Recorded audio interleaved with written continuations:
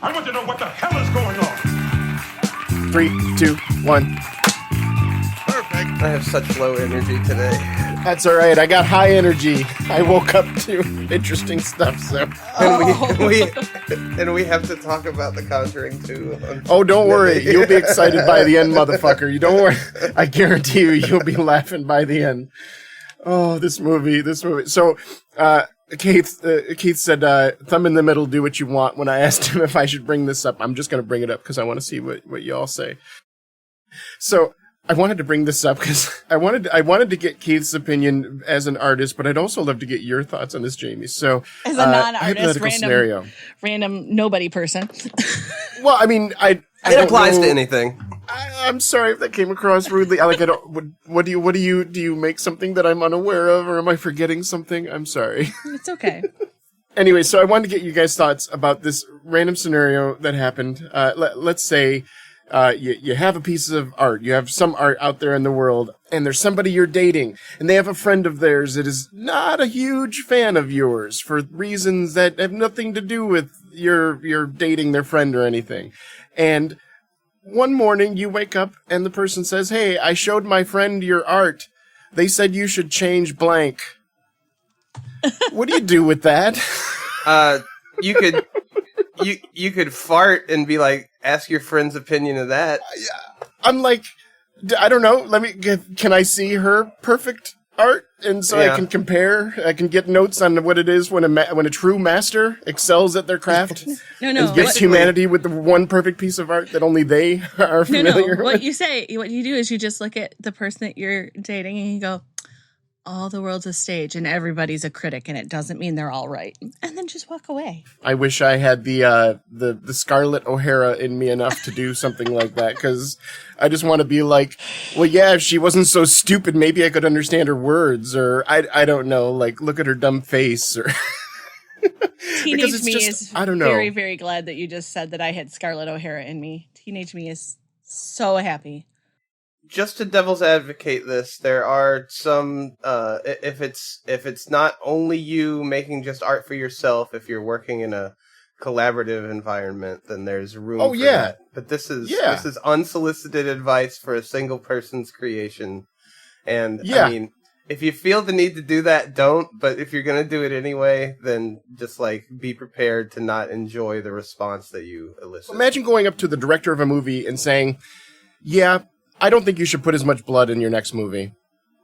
Like, okay, thanks for your input, random person. Right? Like, yeah. To quote Samuel L. Jackson, I don't remember asking you a goddamn thing. The other caveat that I would say that Keith didn't cover with his is that if it's like an award-winning artist in that genre, maybe you want to pay a little more attention to it. Like, you know, if it's... True. Francis Ford Coppola coming up to talk to you about your directing style, you might want to turn your listening ears on and at least take it under advisement. But otherwise, no. Yeah, and just to clarify too, it wasn't a compliment sandwich. It wasn't like, "Hey, I really like this and I really like this, but this was a little bit too prominent, or this wasn't prominent enough, or something."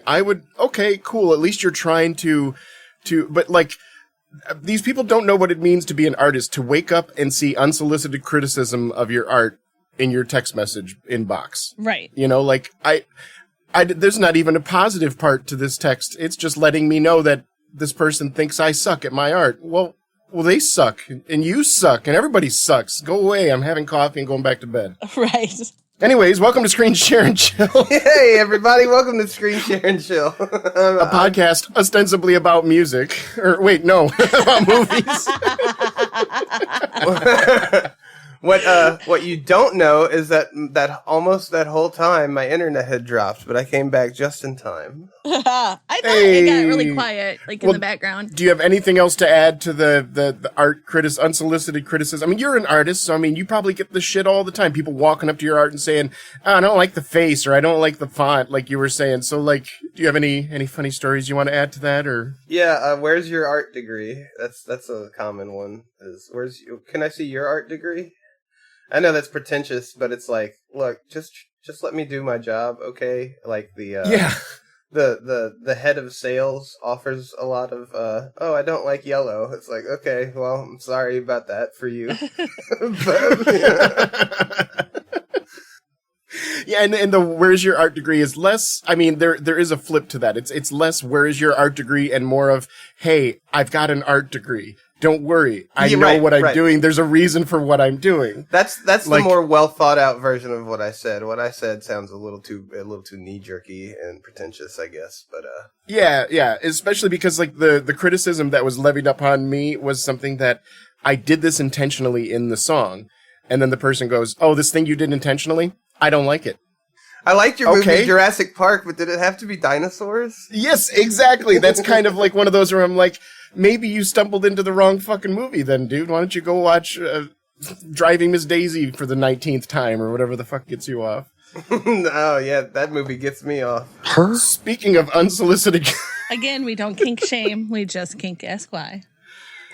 Hey, different people respond to Morgan Freeman differently. I'll just leave it at that. I like classic cars. That's it's the bumpers, much, huh? right? You like a little too much. Yeah. Those curvy, chromy bits really get you going. Mm-hmm. So, speaking of unsolicited advice and criticism, we are going to unsolicitedly criticize a movie today. Because I don't think there's any way around it.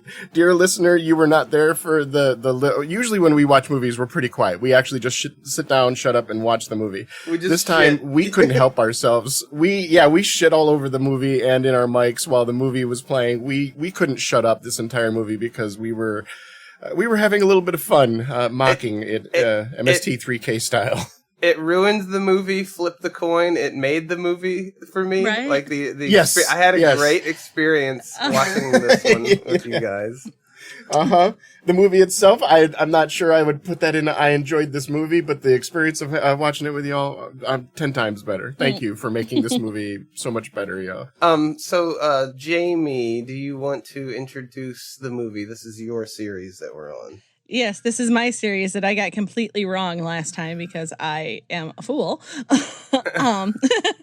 This movie is The Conjuring 2 that we watched. So it tells the story of the Einsfeld, British word in town in England, haunting, and not the story of Annabelle like I thought it did. So yeah, you wanted to go down the different path. You wanted to go down the Annabelle and the nun one, and we went down the non-Annabelle, non-nun path. First of all, shame on you for trying to make me watch Annabelle. Why? How dare you? Why, Keith? Why? It's fucking I don't. It's an abomination. The doll's face. I can't look at it. It's like Alfred P. Newman in drag or something. Not to demonize. Oh, that's a good call. He does, yeah. I'm not demonizing drag. I'm demonizing that horrible face. Yeah. Like drag is totally fine, even if you want to dress your dolls up in drag. Whatever, that's all good. But this particular doll, that's a no. No. And is it just the one that's made for the movie, or is it the Raggedy Ann original? No, it's the one from the movie. I don't give a shit about Raggedy Ann's. That's just a little cloth doll. That's fine. This horribly carved fucking like hobo face doll is terrible. Wow. It does have a little bit of E.T. quality. Like it's halfway between E.T. and a human. E.T. mated with a human, and they had the Annabelle doll. But would you say it's unnerving and a little bit creepy? I mean, yes, that's a big part of what, I mean, so it is effective in that manner, but I don't want to look at that for 2 hours. If by unnerving you mean I want to drop kick it out the window and set it on fire, yes. All right. I wouldn't recommend doing that to Annabelle. She might get angry. But this movie doesn't deal with Annabelle. No, this movie deals with our heroic... the heroic Lorraine and Ed Warren. And the crooked man. The heroes of the human race. The most beautiful, human, wonderful, heroic people ever to exist in all of humanity, the Warrens. And their ability to warp time so that they can take care of so many things in a small window of 4 hours that they actually dealt with these people. Yeah, Jamie, they're godly heroes. God was on their side. They could do anything through Jesus and God and the church, which they officially represented as basically they were above the Pope for about 10 years. I don't know if y'all know this. That's what the movie's trying to make us think. The church's favorite power couple, the Warrens. Yeah. Yeah, there's the Father, the Son, the Holy Ghost, then the Warrens, then the Pope. Her? Yeah, so this movie, what, anybody got any stats? Yep, I got the didn't pull stats pulled up for here, this. but you guys were going on your tangent, so I let you go. All right, sorry, go ahead. So this movie is still directed by James Wan, and when it released, it did make really good money. So it grossed $102.5 million in the United States and $217.9 million in other territories. It was the highest grossing horror film of the year it came out, and the second highest grossing film overall of all time, behind only The Exorcist. Are you kidding me? I am. This movie did well? This movie did amazingly well. It did What well the because fuck because is the first wrong one, with the first one did burn so it all? well, so Just this burn one it did. Yeah. all. That's stupid. That would be like Donald Trump being voted president. Never Twice. mind. two times. Jesus. So these people were rewarded for this. And it got an 80% on Rotten Tomatoes when it first came out, too. Who are these people? Who are you? As a horror movie, I have strong feelings about this movie. I'm sorry, y'all. It is effective. To be fair, it was before all the dirt had come clear on the Warrens, and it was a sequel to like one of the biggest horror movies of the decade. The Conjuring was like hugely lauded, and we'll talk about this later, but this gets the blockbuster treatment, right? It's no longer a little horror movie. This was kind of like a big movie. Everybody was like, oh, The Conjuring, there's a sequel to The Conjuring. So it had that in its corner, and it made a lot of money with that. And, one of the things that I'll probably be hitting on more as we go is that this movie, the movie itself, the story itself is actually very interesting. The way that it's filmed is very interesting. A lot of the characters are played by their actors very well. All the parts that make up this movie, it's a good movie. It's just, its blatant disrespect for what truth is the part that really bothers me. And not even all truth, just the truth about the Warrens, really. Really, that's where the truth goes insanely out of line. Yeah, there's this bubble around the Warrens. And like every aspect of the Warrens. Yeah, there's this bubble around the Warrens that anything they touch in their universe, it just becomes an absolute fallacy of what it was in real life. If the Warrens went to McDonald's and they had a Big Mac, then in reality, McDonald's did not have Big Macs then, because whatever they touch is the exact opposite of No, in reality, they went to Ruth's Chris Steakhouse and had Kobe beef sliders. See, and I would say... cocaine in the bathroom. And I would say that if they went to McDonald's and had a Big Mac, that the way that they ate that Big Mac was done so well that McDonald's then would have instantly changed the name of it to the Big Warrens as opposed to anything else, because they are the saviors of everything. And then it would have made McDonald's go from bankruptcy to hugely successful all on their own. According to this, I saw a couple little pieces of trivia. On the first day of shooting, they brought a priest in to bless the set. Okay, sounds a little like cosplay to me, but all right. Lorraine Warren was still around then, and she was nothing if not incredibly theatrical in her con game. So Yep. They brought in the remaining members of the Hodgson family, and they visited the set. The woman that played the mother, Frances O'Connor, decided not to meet them, and she refused to meet them because she said it would affect her performance. Which I give her credit for the artistic integrity of doing what she's doing. I'm wondering if there might have been some other reasons. If she was already familiar with the Ensfield poltergeist situation, if she would have been like, no, I really don't want to meet the people that faked this entire thing. I'm good. Like, there's no way I think I'll be more believable if I don't meet you. There's no way I can look at them and not say those pictures of her levitating were faked, so I can't talk to them. The picture of her levitating. I hold on. We should all take pictures of ourselves levitating. Yeah. I live in a second floor apartment. That wouldn't be nice to my downstairs neighbors. Yeah, just do it at the park or something. Look, the ghost found me at the park and made me levitate. He made me levitate off of the swing set. The ghost pushed me on the swings. Yeah, that's how I got moving. All right, any other trivia, or are we ready to dive in? Oh, we might as well just dive in. I mean, I feel like we're going to throw trivia all through the whole movie, right?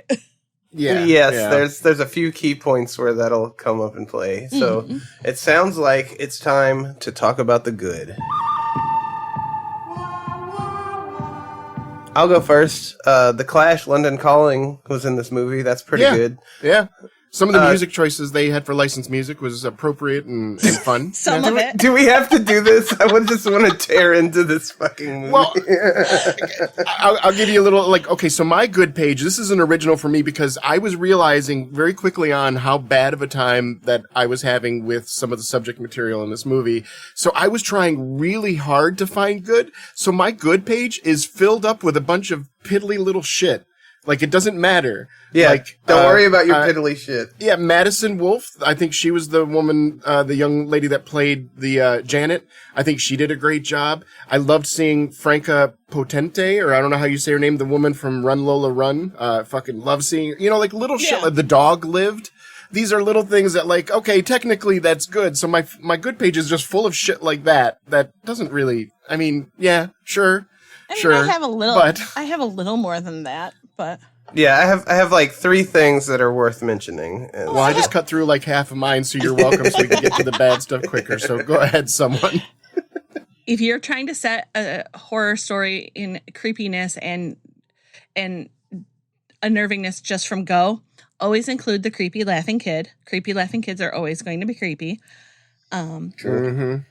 Make sure that you start with the creepy ancient kids' toys that are so out of place for the time period they're in, like the crooked man merry-go-round visual thingy. Yeah. But I do remember when I, growing up in the 80s, that my grandparents had toys in the house that were, for all intents and purposes, the creepiest shit you've ever seen in your, actual Jack in the Boxes, where the Jack that popped out of the box looked angry and had his hands like an, I got you kind of look. I'm like, Jesus, Grandma, what are you doing here? So it is accurate, I guess, in that way. God, why did I just defend it? Your grandma was trying to reach the spirits that you talked to with it. That's what she was doing. Y'all just stop me. If I defend this movie again, just feel free to hit the buzzer or something. I thought the tension build was amazing through the movie. It was in the beginning, about maybe halfway through, and maybe that's when we started being so vocal about it that the tension sort of melted away for me. But the very beginning of the movie, by the middle, the movie lost all the tension for me because we were just dragging it. But the very beginning was very tense, and it had me on the edge of my seat. And yeah, so there's that. Keith, why don't you give me a couple more of yours?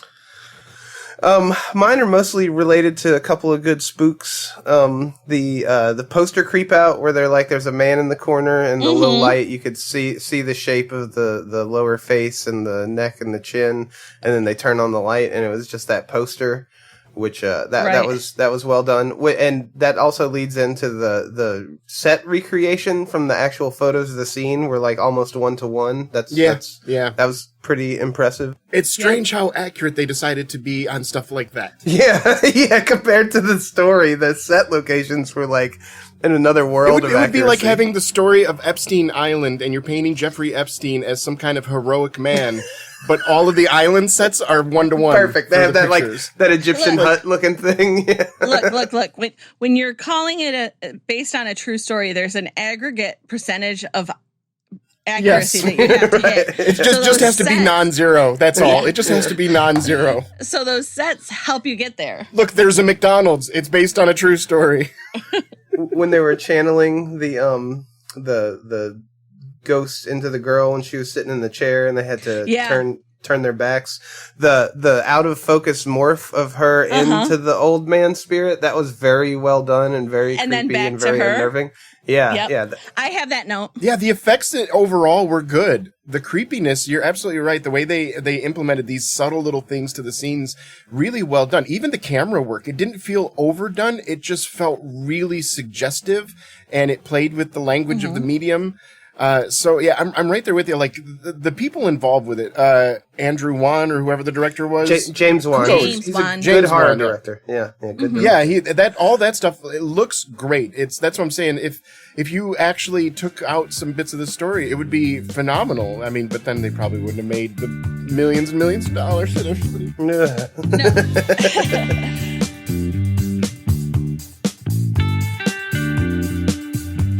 agree, though. I definitely had the morph from girl to man to girl. That's one of my notes. The camera shots, like you just said, they did a really good job. If you look at it purely as horror fiction, and you know nothing about the Warrens, like if these people were named something else, and you didn't. This is a great example of what a horror movie could be. Yeah, knowledge of the Warrens ruins the movie. Yes. Yeah, this movie would go from a 4 to a 10 or a 9 or something like that if you replaced the name Warren and you took out the title card thing that says based on a true story.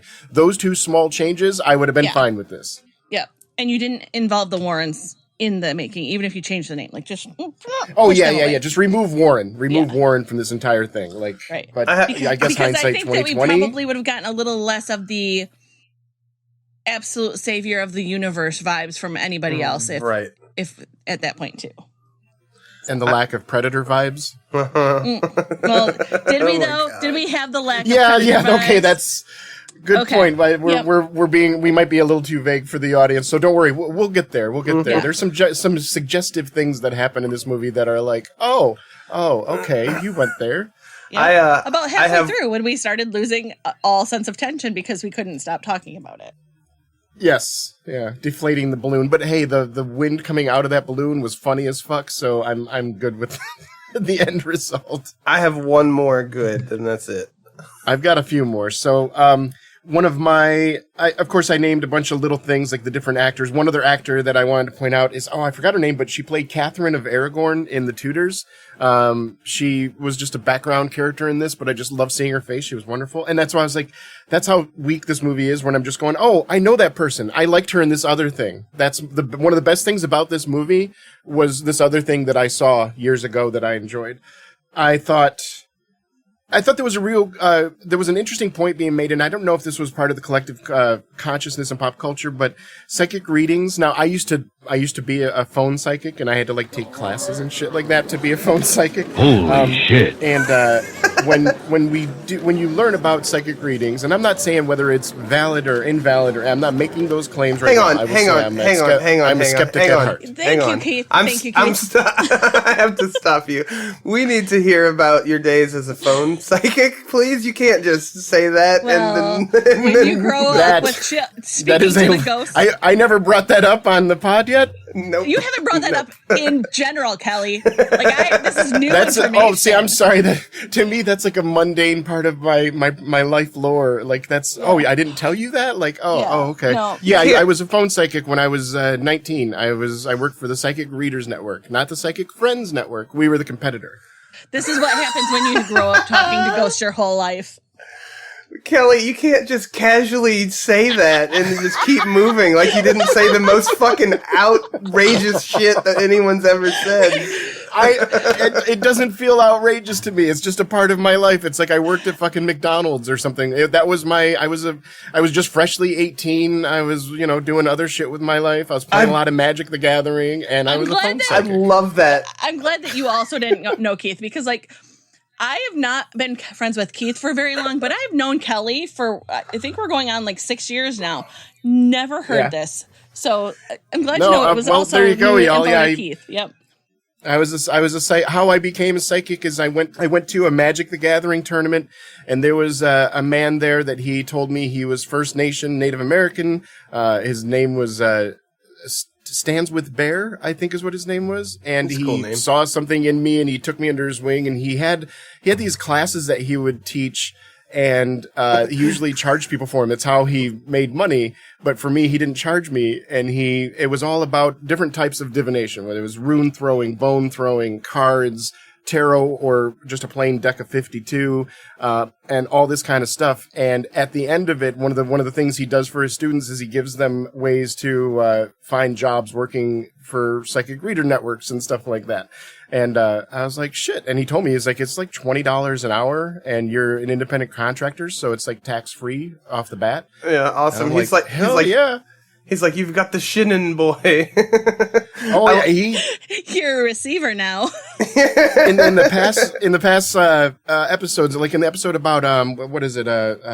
Dr. Sleep, I was talking a lot about astral projecting, and that instructor was the guy that was trying really hard to get me to astral project because he felt like it was something that, I forget if it was either really important to him or if he thought I had a lot of skill in that area, or either way, but he was always pushing me hard to astral project, and it was just me. He wasn't pushing any of the other students. We would chat afterwards, and he would try to get me to project. I love that my concept of psychic phone networks are completely founded in that they are run or operated by 19-year-olds who absolutely don't give a shit or believe in any of the shit that they're saying or whatever. No, well, and that's part of why I did pretty well at the job is I actually did care. I like to think of myself as a fairly, I like to be intuitive, empathic kind of thing. Like, right after that, my career became bartender. And you'd be surprised how much of a crossover there is between being a bartender and working a phone psychic hotline at 3 o'clock in the morning. It's always people that are willing to spend a lot of money and go out on a limb to get advice because they're that much at wit's end sometimes. Not everybody that goes into a bar needs advice, but a lot of them do, and they come to the bartender for it. It was the same shit. Sure. As long as you came at it from a kind heart, like I wasn't trying to rip people off, a lot of times they just needed somebody to tell them the fucking obvious thing that was happening. It didn't need a psychic. My husband beats me, my kids are afraid, I don't know what to do. Get out. Save yourself, save the kids, get into a shit. You know, like these kind of things. Like I would tell anybody off the street this. I didn't need superpower to do it. You have ghosts in your blood. Do cocaine about it. Yeah, I know. Yeah, exactly. Do more cocaine. That was my number one piece of advice. He's like, the ancestors are telling me that you need to leave. I'm sorry. I'm sorry for interrupting your whatever it was you were talking about. But I'm surprised that I didn't ever mention that to y'all. I was a psychic reader for a while. So anyways, one thing we learn about psychic readings is that obviously, and this would be like whether you believe in this kind of shit or not, it's just kind of common sense that your personal biases come into play. So like, for example, whenever I would have a friend of mine at, 20 years old and they'd say, "Oh, you work for the psychic hotline? Come read my tarot cards and stuff like that." And I'm like, I can't. Like, I can, but even if it's going to be influenced because I know what's going on in your life. I'm just going to be giving you advice is what I'm going to be giving you. I'm going to be using the cards as a pretense to tell you what I think you should do with your life. Why don't we just skip the cards? And if you need my advice, I'll just give it to you. So like, I think this movie did a good job. Because the cards make it easier to swallow, Cal. Yeah, I guess, but that just seemed like silly, like sideways shit. I'd rather just look you in the eyes and have a plain conversation with you about it. Being a bartender is more honest. That's the more honest job. Yeah, it felt like a direct line to what people were looking for, and I did bartender for a lot of years because it worked well with that kind of. I could help people on the boots on the ground level.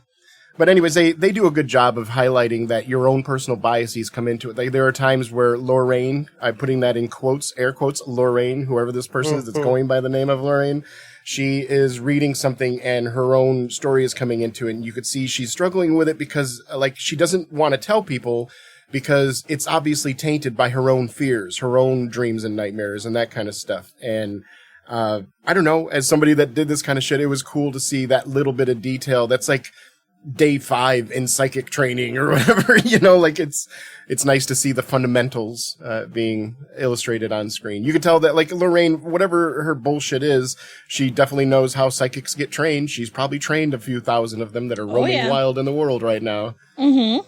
She certainly has. Zach Baggins is one. And one of my last notes then is there was less jump scares.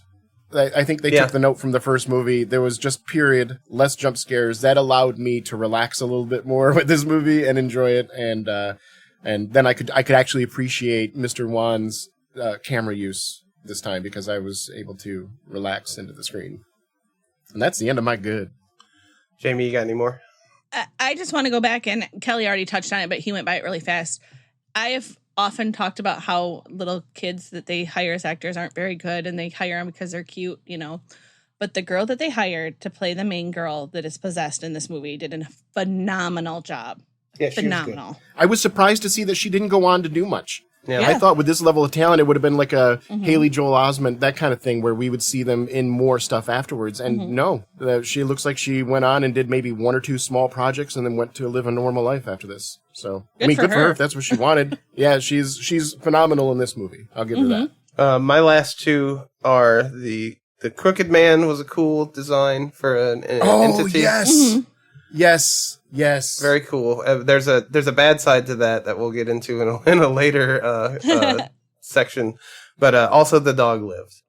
Yep, I also have the dog lived. Yep. The Man in the Hat was definitely in my good column. And you can call him Slender Man, you can call him a bunch of stuff, the Crooked Man. I think it's the same phenomenon, whether it's real or fictional, of the Man in the Hat. And anybody that's had any experience with that or knows the story about, look up these stories. Like, we won't delve into it too deeply, but that shit is creepy as fuck, in my opinion. And the fact that, like, I know several people that have never met and they've never conversed with each other and they've never been to these forums or anything like that, and they're telling the same story about the same entity that is confounding them in their paralysis. It's one of the creepiest things, the sleep paralysis demon, yeah. So, the Man in the Hat is how I have him written down, but definitely he made it to my good column. I just kind of, like, glossed past it, I guess, so... Because you're just so ready to rip into this movie. Speaking of, is it time to move on? I think so. Okay, because I'm rubbing my hands together like a little fly. It's time to talk about the bad. I have to say, I really don't have many bad notes. I feel like there should be a gunshot, like the beginning of a race, because all three of us are, like, down in the sprint. They're getting ready to sprint with one leg pushed back. We're ready to go. So who wants to go first? I'm with Jamie. I'm going to let her go first. I don't have many bad notes. Most of mine fall in the ugly column, but I have a couple. But go fire away, Jamie. So one of my first bads is, and it's a little nitpicky thing, but the whole purpose of this family is that they are so broke. Like, mom is struggling to make ends meet, to feed them, to clothe them, to stay in the house that's haunted. But they have, in the 70s, a TV with a remote. Yeah, that was a bit of anachronism. That, like, there were some remotes in the 70s. Absolutely, but they were kind of reserved for well-off houses. It's not surprising to see them in Halloween, because those teenagers lived in a fairly affluent white community with cul-de-sacs, cul-de-sac. It's cul-de-sac. No way! It is. Plural of cul-de-sac is cul-de-sac? Yep. This doesn't even sound like English. Just because it's French. You know what I mean? And such, so understandable. But this movie was a little out of place. And also, like, when the channel starts changing with those old remotes, that was a common occurrence. Like, your neighbors changing the station would change the station for you. There were all these neighborhood. I think there was a man that was killed in the eastern seaboard of the United States because two people were arguing over changing each other's stations. So one man went over and killed the other one.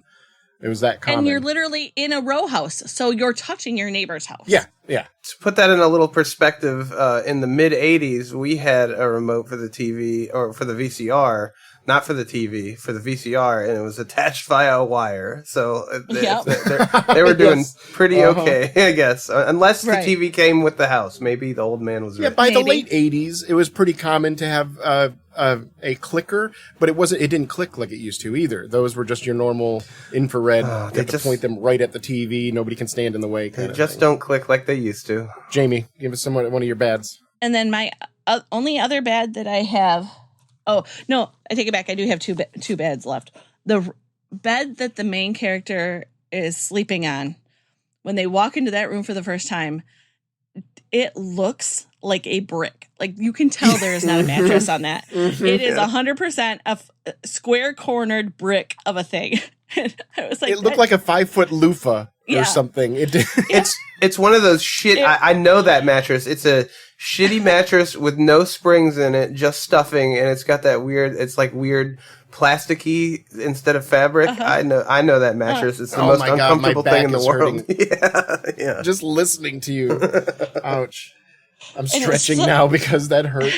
It stood out like a sore thumb. Like that was when we started talking a lot, because I remember saying that mattress looks hard as a rock.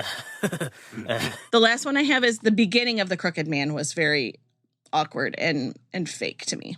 The CGI was a little rough.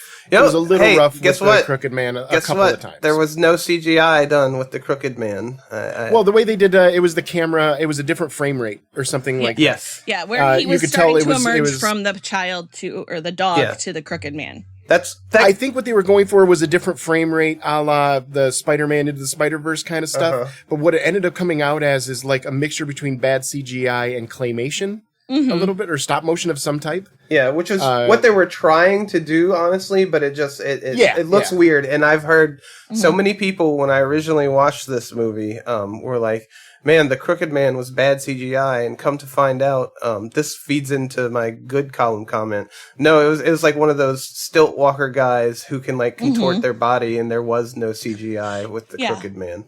Once he became like a full man, it was very good. It was very creepy and otherworldly, but just that transition from dog to Crooked Man really was weird to me and looked clunky. We got a sequel to the no playing in the cursed artifact room. It's no playing with your haunted toy after 9 p.m., Timmy. Yep. Yeah. Just put it away. As a matter of fact, why don't we go put it in the garbage? We put the haunted toy with the haunted character on it that everybody's seeing. Why don't we just go put it in the garbage? Yeah, with the haunted chicken bones. Get them out of there. And the haunted dirty diapers. Do you have friends that like the things that you do? Want to make your friends cooler? Well, then share our podcast with them. If you do not share us with your friends, then I will set myself on fire in your front lawn and cause self-immolation. Yeah, self-immolation. If you don't, that's just the way that I roll. When we got the note to make this ad campaign a little bit stronger, I don't know, this is, but yeah, I mean, if it gets some listening, I'm down for it. Research has shown that if you don't share with your friends, then you will be infinitely cooler than your friends, and then your friends will all have to stop hanging out with you, and you will be all alone in your house. That sounds like you're incentivizing them to become cooler by not sharing. So and after you like and subscribe and you download it and you share with your friends, you probably want to talk about it. Maybe one of the reasons why you listen to us is because maybe you agree with us. Maybe you disagree with us. Maybe you're like, man, that Kelley guy, he sure has a cool sounding voice, but he's got some shitty opinions. Well, feel free to tell me. And one of the ways you can tell us is like, we got a Blue Sky account, we got an Instagram account, we got a Facebook account, Discord server. We're having conversations with everybody every week. You can find us even on YouTube and leave comments there. I don't know if that's the best place to have a civilized conversation, but hey, let's try to be a first. Maybe we have a cordial, wholesome conversation on YouTube. I think that would be pretty cool. A cordial, wholesome conversation on any social media would probably be a first. You could maybe happen on Blue Sky. Maybe. Yeah. Blue Sky is pretty cool. The legend has it that there are places on the internet where people are just nice to each other and they just enjoy things that they like. Review us. It doesn't take long to move your thumb around on your phone, because that's probably where you're streaming us from, right? Because it's 2025. Give us that review. 5 stars. It's easy and it costs you nothing. If you actually type some words into your review, we will read it. Say whatever you want to say about us. Curse us. Whoa. I don't know if that's... I don't know if I agree. No. Maybe. There's enough money attached to it, possibly. This is the contract. You say whatever you want to say within reason in your review, and we'll read it. Okay. As long as we can say within reason. We can legally bend that to mean whatever we want at the time. So I like that contract. We might be fighting over reading some of those reviews if you're like agreeing with, say, Keith on Star Wars movies over Kelley, or, telling Kelley how amazing Lady Hawk is and how everybody else has it wrong. If you don't agree with me on Star Wars movies, we don't want your review. Well, most of them I do, but we'll save it for the pod. Speaking of money, all the ways that you can actually help us out with some money, you could go to Ko-Fi and rent us a movie or force us to watch a movie and review a movie that you want to make us watch. Yeah. I really want someone to do it. I can't wait for the first person to do that, to force us to watch something. I'm curious if it's going to be something serious or if it's going to be something like, haha, fuck you guys, you have to watch Reefer Madness or something. That's what I hope for. I hope it's something that we absolutely hate and can really tear apart. So please give us that. If y'all keep making me watch some of these movies, I might have to pay to make you watch something awful. I guarantee you it's going to be somebody that has a movie that they really like, but they don't tell us that in the message. Right. And then we review it and we just fucking shit all over it. And it turns out that... They paid us money for like some kind of weird Dom experience where we Yeah. Findom. We could just skip all this and call you names and you just forward us the money. That's fine. yeah. They're gonna be like, this is the best movie ever. And we're gonna be like, this movie is awful. We know you made us watch it because it's so awful. And they're gonna be crying in the corner. But you can force us to read a message on the air. We can play a recorded message, again, within reason. If you record something and send it to us for the right amount of money, we will play it on the air. And also, do you have like a small business or a podcast of your own or something like that you'd like to advertise? Well, we can get your message to literal dozens of people. There are dozens no of joke, us. No joke. Oh, stop booing.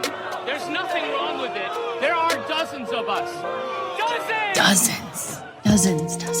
Research has shown that those podcasts that don't put ads in their own podcast are 47% less likely to encounter double negativities in 13% of you know the deal. Thanks for listening.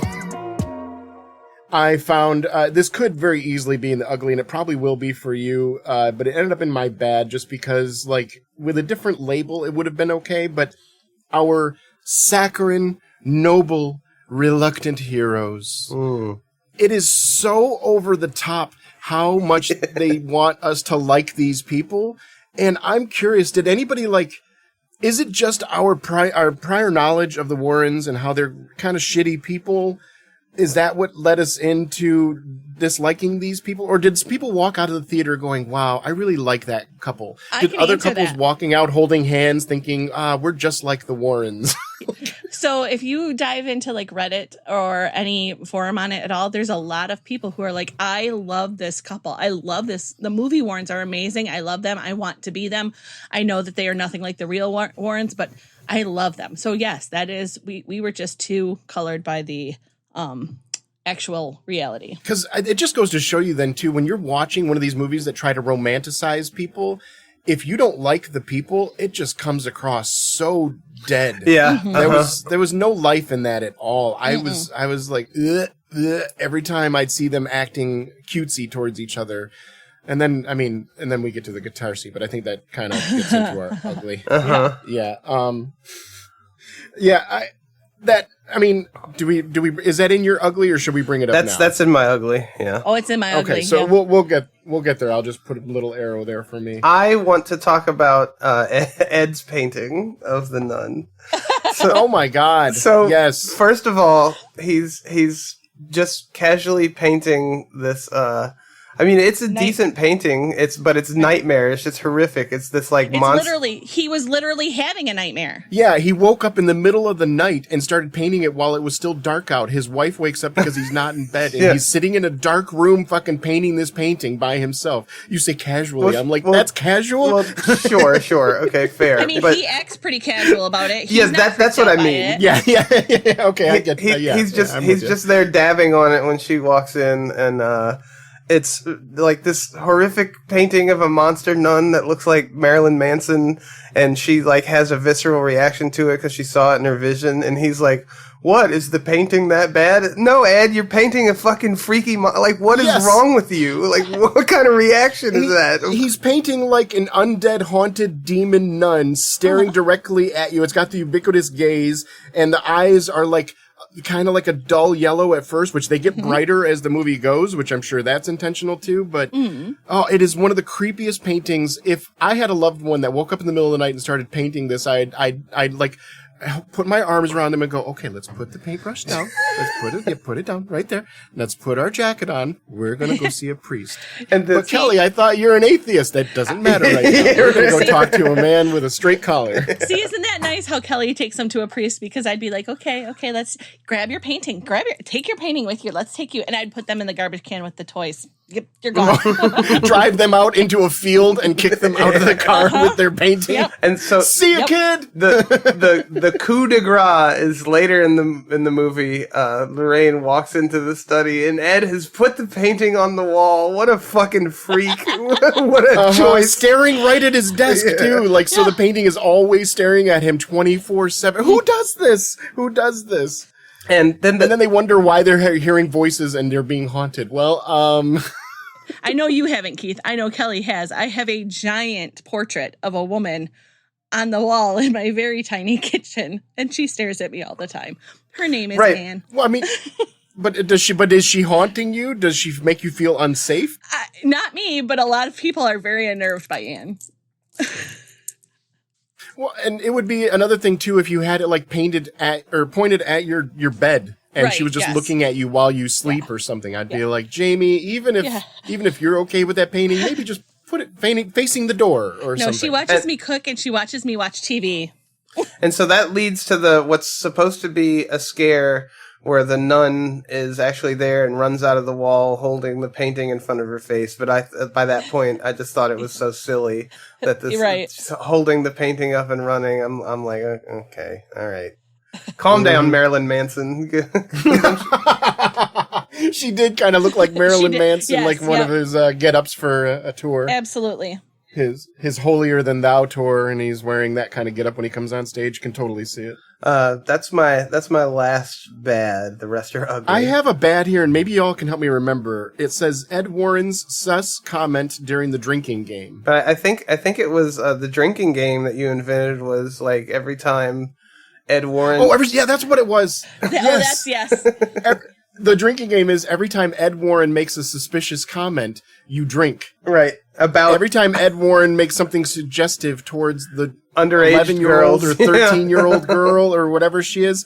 Because, okay, so maybe it's time that we get into the ugly, or do we have any Yes. other bads? Jamie, do you have any other bads? I'm ready for the ugly. All right, because I think the stuff we need to talk about falls into a category worse than bad. So All right. go right ahead. Yep, it's time to talk about the ugly.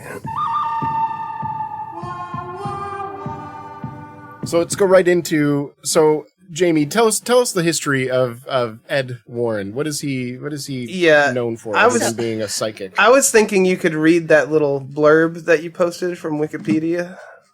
Okay. Or I- and tell us Yeah. tell us from personal knowledge on the subject. Tell us a little bit about why we're so anti Ed Warren.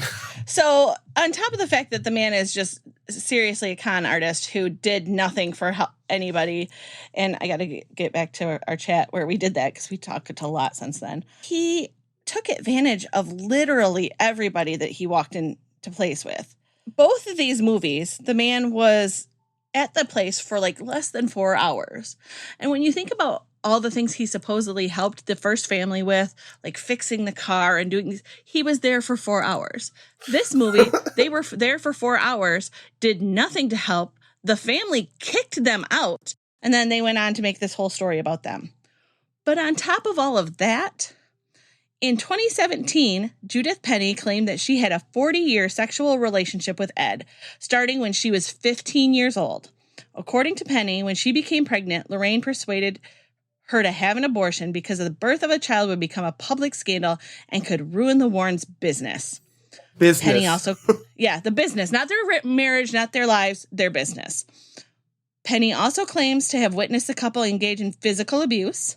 Lorraine had it written into her contract for the Conjuring film series that she and Ed could not be portrayed in engaging in extramarital affairs or engaging in crimes, like sex with a minor, specifically. Oddly The Warren's specific. daughter and son-in-law stated they never saw any of the alleged conduct during the decades they spent with the Warrens and Penny.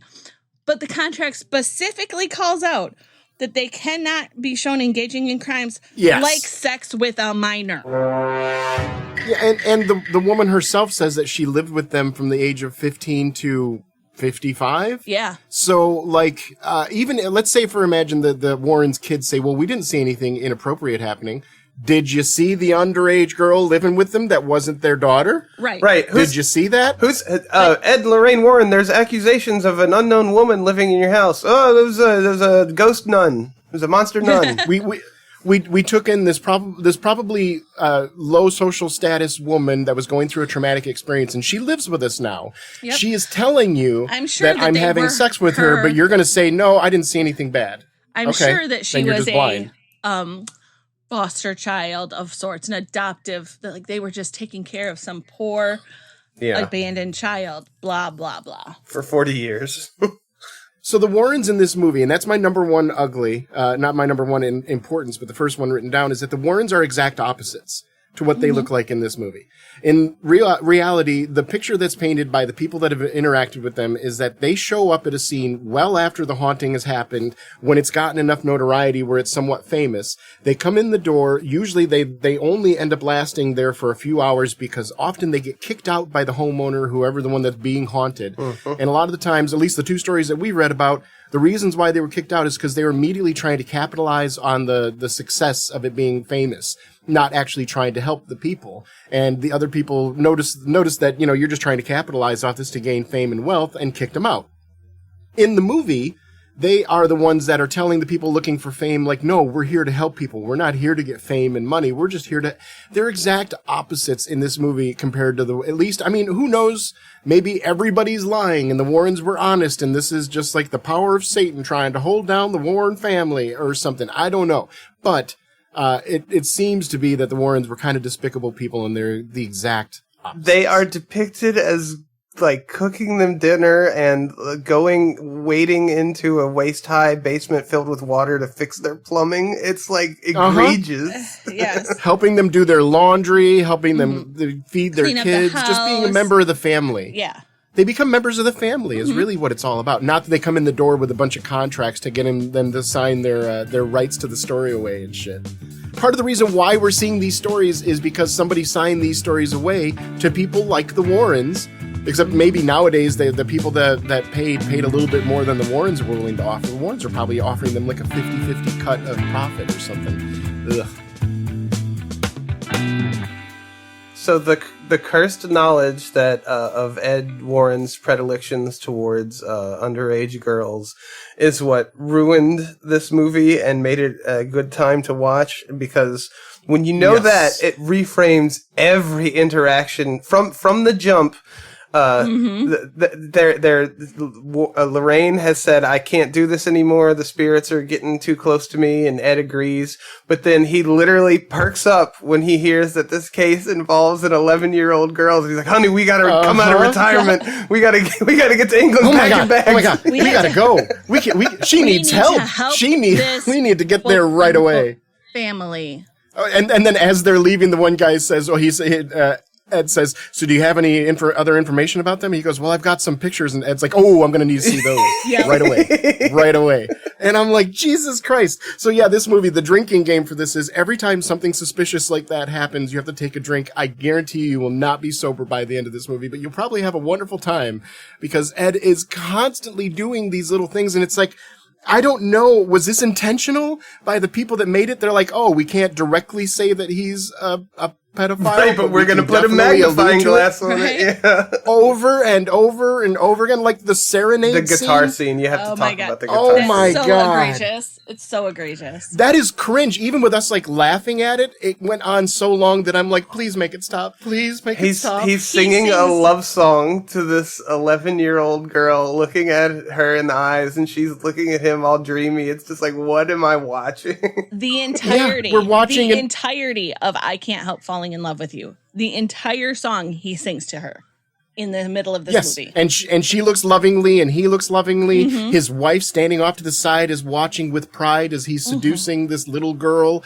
and all of her family and friends are all gathered around to make sure it's totally acceptable. Mom and dad or at least mom is okay with him doing that. Like, what the fuck am I watching here? This is how cults get started. This is Yeah, like by the end, with the knowledge of what we know about the Warrens, when he's breaking into the house, the little girl's in there alone, and Ed Warren is frantically breaking into the house to get to her. I just can't help but be laughing. It's like this is known pedophile Ed Warren. Anytime he hears a girl is alone in a house, he's like smashing through the window to. I gotta get in there. I gotta save her.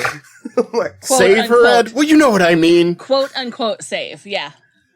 He's got Why special are you magic. risking your life? He's like looking at the house, and so he says, why are you risking your life for this girl? And without even looking away, he pulls her picture out of his pocket and shows the man, and he goes, oh, I get it. God, fucking scumbag. Yeah, it was so bad. That whole 4-hour thing, that is the first huge breach of reality that I was like, how do you bend them visiting 4 hours? Because according to the homeowners, they were there for a total of 4 hours into this entire story.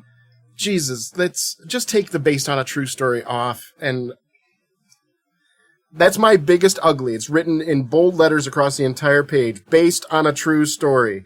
No, this wasn't. This wasn't. Because also, for the record, the Enfield poltergeist was a hoax. Mm-hmm. Janet was good at throwing her voice. When they show the scene of her getting caught in the kitchen, faking it and bending the spoons herself and stuff, that was real. Janet acknowledged it. Janet and her sister were in on the hoax. That's why a lot of the two-person things that it started out with were so convincing, because two people were saying they saw what happened in the room. Because they both decided they were going to do this for attention, or I forget what their reasons were. But yeah, 100% a hoax. This entire movie, there were no ghosts, there were no spirits, there were no anything. It was a hoax and a bunch of people trying to take advantage of the hoaxers.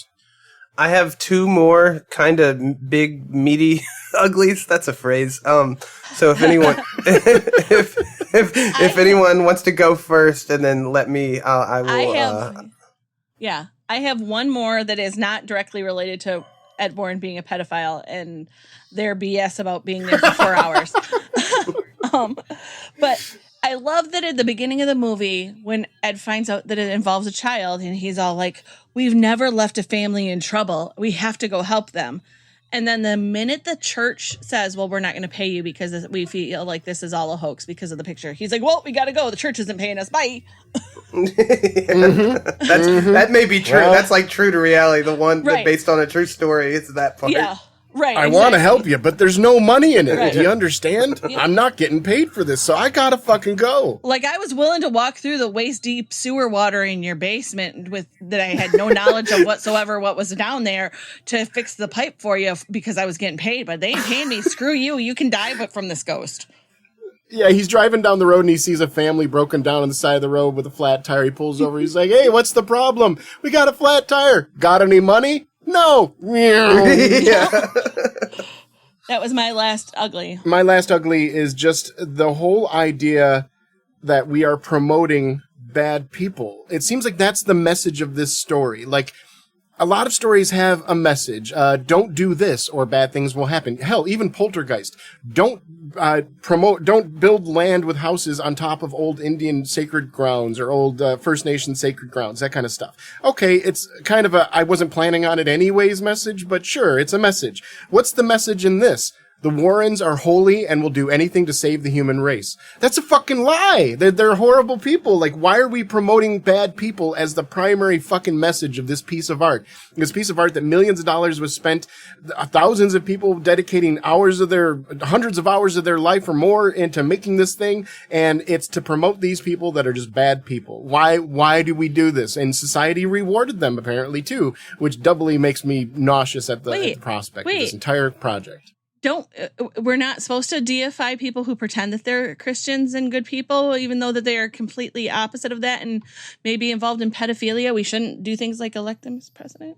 I know. I'm asking way too much when society has shown us time and time again that that's exactly what they do. So you just have to claim it. Reality is just you just claim it. If you don't have to live it, it's based on a true story. It's a true analogy for reality. So you're right, Kelley, but that's not the message. That's part of it. But the actual message of the movie, and because it comes up time and time again, is how dare these educated academics question the Warrens? That is the bought and paid for by Lorraine Warren theme of this movie is. You don't have, ye of little faith, how dare you question the Warrens? The Warrens are only here to that literally the whole message of the movie is you shouldn't question us because we are holier than thou and righteous and heroic, and how dare you question our narrative. It comes up like 5 times throughout the movie. I'm thinking about every time the Warrens' names come up in this podcast, I'm thinking about adding the choir behind it, just because that's what the movie's trying to do. Maybe you should add the demonic choir. Like but slightly discordant. Do you agree? That is the message of the Yeah. movie. Is the Yes. the Yeah, well, I mean, yeah, it's the never doubt the Warrens. Yeah. Like it's two spins on the same thing. Like the Warrens are the pinnacle of human spiritual connection in the entire world. And how dare you question them, whether it's academics or society or whatever. Like, this entire movie is spent sucking a dead man's dick, and it's stupid.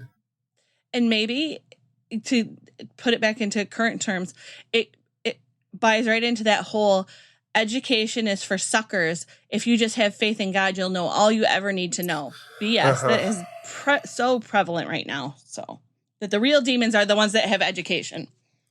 My last ugly is that yes, there's some good camera work. There's a couple of good scary, spooky moments in this, but by the nature of this being a blockbuster sequel to a pretty good horror movie, is that it kind of eats itself, and it goes big, and thus kind of strips away what makes a good little horror movie a good little horror movie. That we see too much of the Crooked Man. It's cool design. I like him, but he's like shoehorned in there, and the way he's filmed, and just even his design, like the ghosts are ghosts and look like people, but this thing is like a cool, somebody's cool, like deviant art OC, you know, like it's just and it was an advertisement for the next movie shoehorned into this one. It was a backdoor pilot, is what it felt like. Well, right. And That's what the Nun. Yeah, the Nun is the backdoor pilot, and it's just too much going on. It's too big. They tried to inject too much humor.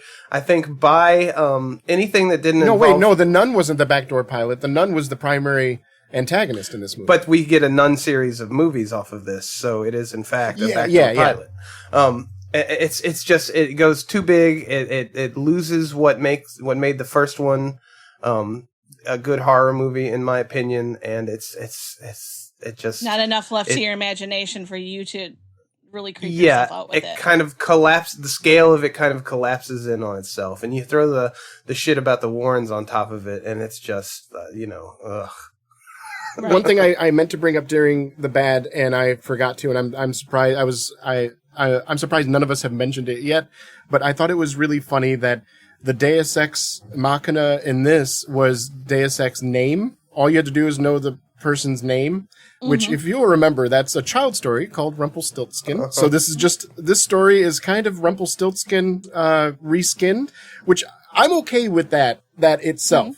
But I think it's really strange that it ended up being that the name was the Deus Ex, and it was given to the hero by the villain earlier on in the movie. Like, you mentioned that while we were watching, Yeah. and I was like, Ed Warren is the real Rumpelstiltskin, because he's like, give me your firstborn child. It's a play on that. There's a subtle... Keith, it was the second one you wanted. Sorry, it's my mistake. The firstborn was too old. Oh, true, because the firstborn's too old. She Leo DiCaprio'd out of the appropriate age bracket. Jesus Christ. Why do you do this? That's who Ed Warren thinks he is. All right, so do we have any more good, bad, or ugly?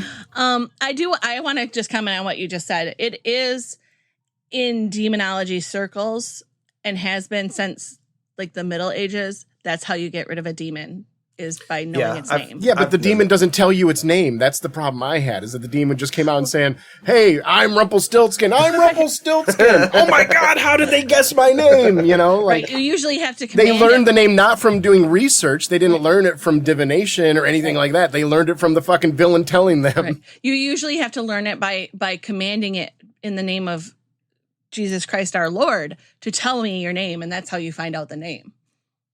They don't put bricks with their name on your bookcase. In letters. Yes. Oh, yes, because it was all drawn around, and, you know. And then she's like stabbing her Bible, but then later on she finds that she carefully wrote letters, which I'm like, I want to go back and watch that scene again, because she wasn't writing shit. She was stabbing her fucking Bible with a pair of scissors. I just love that the name was spelled out on the bookcase in letters, that like she went to Home Goods and she saw letters, and she didn't pick letters that were like in their names. She just picked a random V, an A, an L, another A, and a K. And she was like, these letters look cute. Let's just throw these letters on our bookcase. I audibly groaned when the actual name came up in the story, and they're like, it's Vakar, or whatever the fuck kind of cheesy name it was. And V-A-L-A-K. Valak. And I just spelled it out for you. I rolled my eyes, and I'm just like, okay. Like, Stranger Things did this much better. So we have totally shit on this movie. I do want to say that not just the Warrens worked on this movie. You know, there's a lot of people who probably did a lot of good work. I don't want to disparage them too much. No, There's one good that I left out that I think I'll actually end my ugly with, and because I forgot to mention it.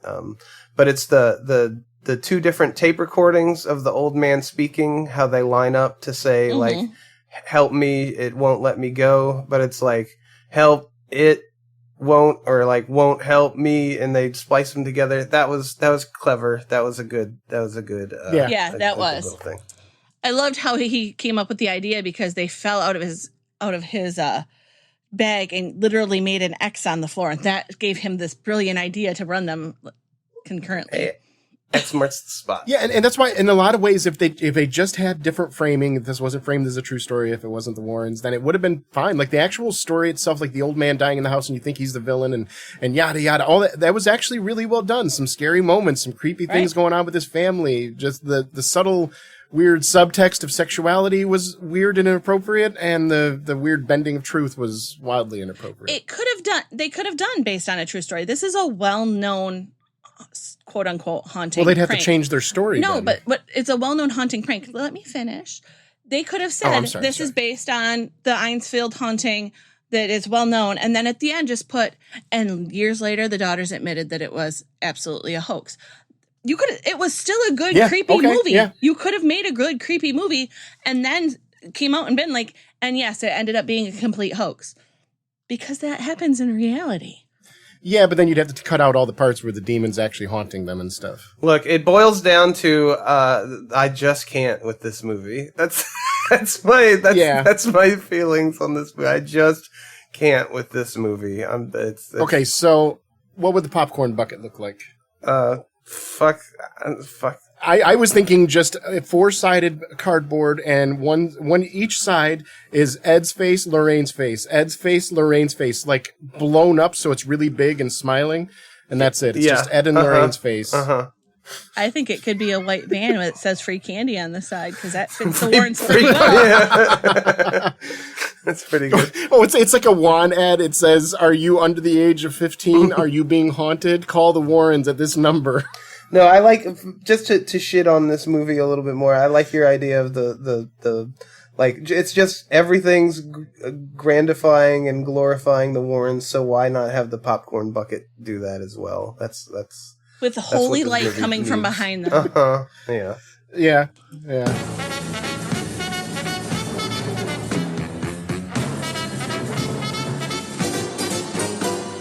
All right, so if we replaced the entire cast of this movie with Muppets, but we kept one person as a human. Nope, we're not doing that. The Warrens are Muppets, and they get beat up by the humans all throughout the movie. The little girl could be not a Muppet.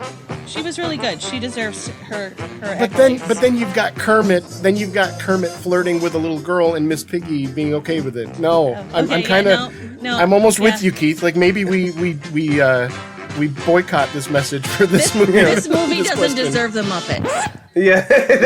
There you go. This is a Muppet-free movie. It was inappropriate. The Muppets would look at this movie and go, "No thanks," and they turn around and go back to what they were doing. That's the whole Muppet movie. They wouldn't even be rude. They just go, "No thanks." Oh my goodness. No. The whole Muppet movie is the pitch. It's the pitch with Lorraine Warren sitting there and giving the pitch, and Miss Piggy just being like, "Is she serious?"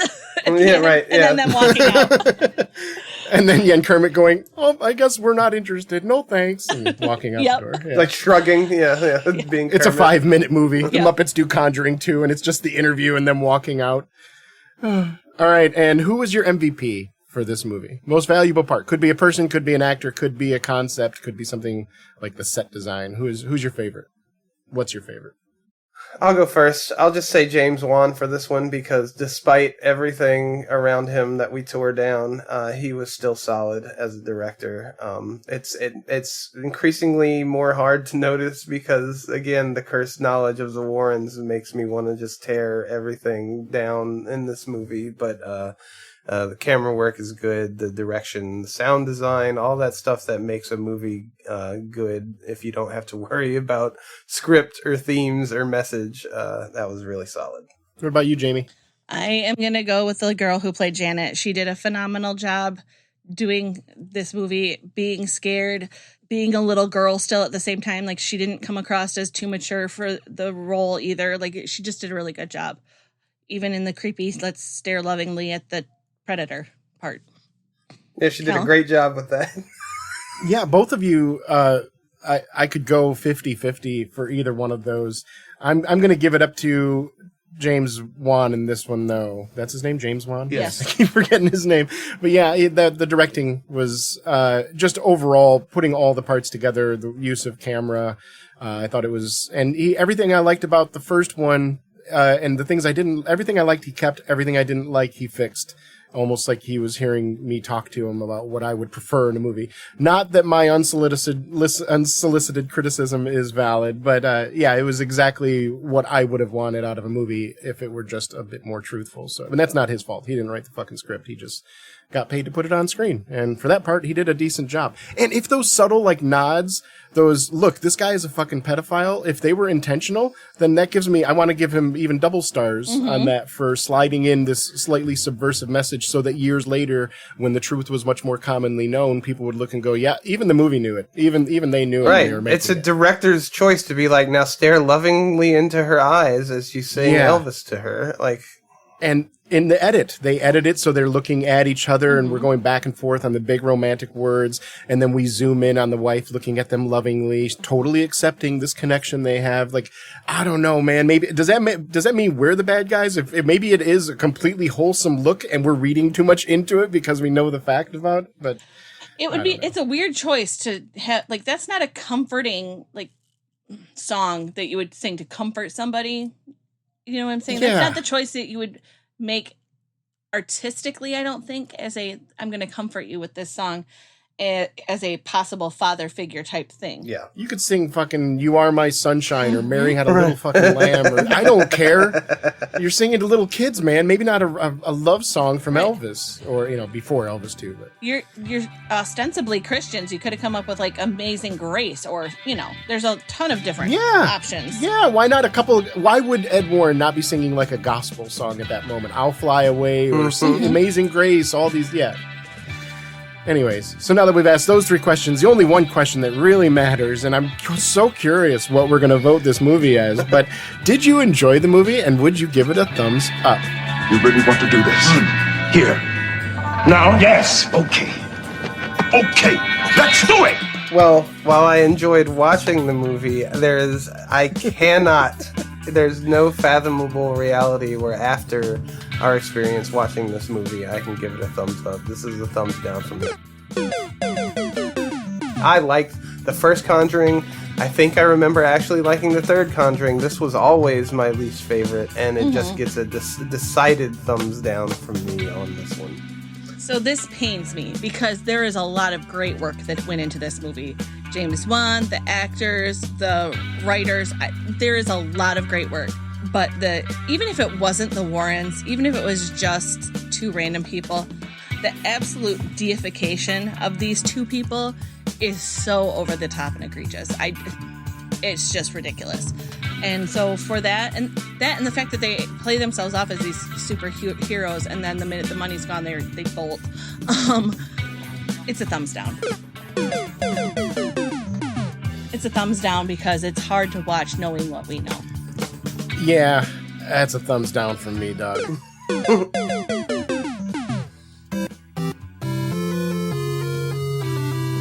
This movie promotes everything that's bad, and I don't like... I can't support... I feel bad that we're even promoting to dozens of our listeners about this movie, because it's not worth... like I said, I completely mirror both of your statements. Like, I had a great time watching it with y'all, and this gives me even more... I'm looking forward to watching more bad movies with the two of you. That was a lot of fun, making fun of it as we go. I can see a live stream maybe in our future, like MST3K style. I think that would be a lot of fun.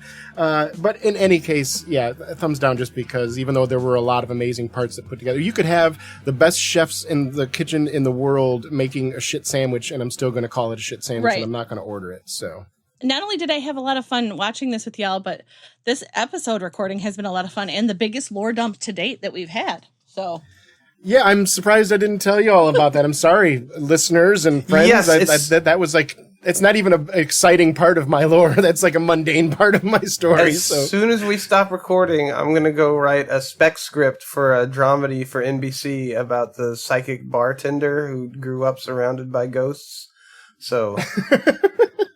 yeah, isn't that, like I said, Dr. Sleep, when I was watching that, I felt a lot of connection with Danny in the early parts of it, like just wandering around the world and finding solace in the bar because, you know what? I did become an alcoholic, too, so it helps to drown out a lot of bullshit when you drink yourself stupid. yes, like the voices. Anyways, and now I've been sober for, I think we're coming up, it might be tomorrow, as we're recording this, tomorrow is my 14-year sobriety. And Congratulations. Big congrats. Thank you, That's thank a you, huge, yeah. huge accomplishment. Thank you very much. Well, in any case, I'm not here to pat myself on the back. Thank you for indulging my Psychic Readers Network story. I hope you all enjoyed it. If you have questions, make sure you leave a comment or get in touch with us on Discord or any of the other social media we mentioned elsewhere in the podcast. Yeah, Kelley But can for help you now- with those. He's a psychic.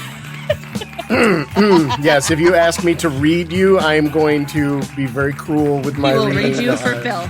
I will role play as if I'm Kermit and I'm reading you. How about that? So, all right. So for Screen Share and Chill, I'm Kelley. I'm Keith. I'm JD.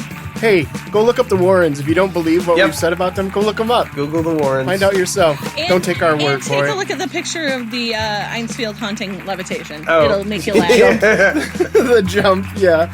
Oh, and watch the scene where he serenades her, Yeah. and you'll understand. If you learn about the Warrens and then watch that serenade scene, you'll understand where we're coming from.